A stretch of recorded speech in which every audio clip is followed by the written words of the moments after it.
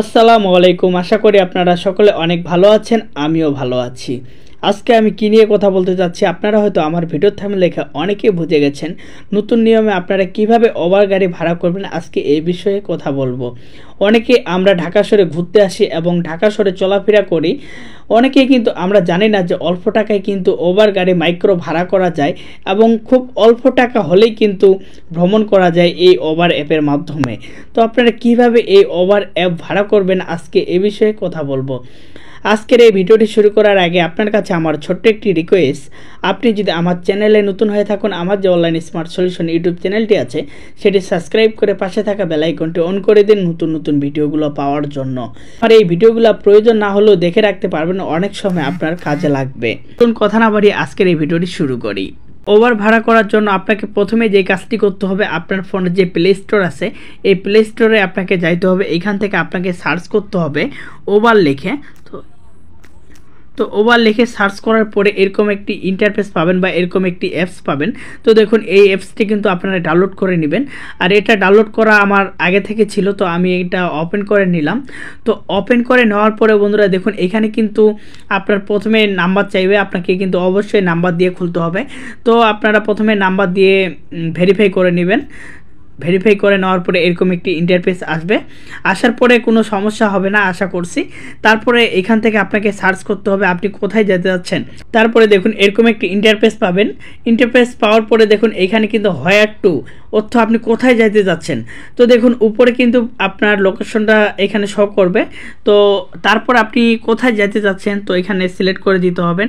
যেহেতু আমি এখান থেকে কমলাপুর রেল স্টেশন যাব, তো দেখুন কমলাপুর রেল স্টেশন লিখে সার্চ করার পরে দেখুন এখানে কিন্তু অনেকগুলো গাড়ি আসছে।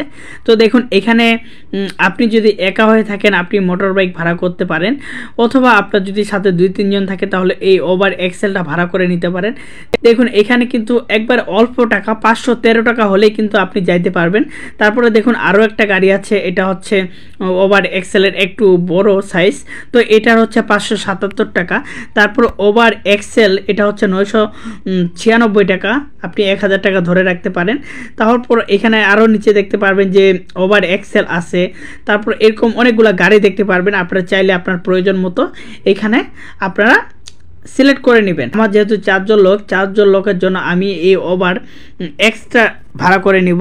তো এখান থেকে দেখুন ওভার এক্সটি ভাড়া করার জন্য কিন্তু আপনাকে যে কাজটি করতে হবে, দেখুন এখানে নিচে কিন্তু চয়েস ওভার আছে, তো এখানে আপনাকে টাচ করতে হবে। তো টাচ করার পরে দেখতে পারবেন যে এরকম একটি ইন্টারফেস শো করাবে, যে আপনার এই লোকেশনটা দেখতে পারবেন যে আপনি কোথায় আছেন।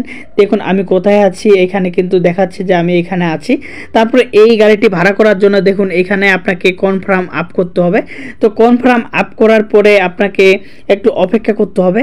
তো অপেক্ষা করার পরে কিন্তু আপনারা দেখতে পারবেন যে কত মিনিটের মধ্যে এই গাড়িটি আপনার এখানে আসবে। থেকে কিন্তু আপনি দেখতে পারবেন যে আপনার কত মিনিট সময় লাগবে এখানে আসতে।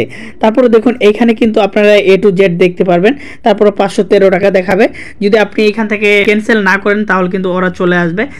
আসার পরে আপনাকে একটা কল দিবে যে আপনি যাইতে যাচ্ছেন কিনা। দেখুন ওরা কিন্তু আসতেছে আমার এখানে। আমি কিন্তু এটা আপনাদের দেখানোর জন্য এই ভাড়াটি করতেছিলাম, তো আমি এখানে কিন্তু ক্যান্সেল করে দিব। আমি যদি ক্যান্সেল না করি তাহলে গাড়িটি কিন্তু আমার এখানে আসবে এবং আমাকে নিয়ে যেতে চাইবে। তো আমি এটা ক্যান্সেল করে দিব। তো দেখুন আমি এখান থেকে ক্যান্সেল করে দিলাম।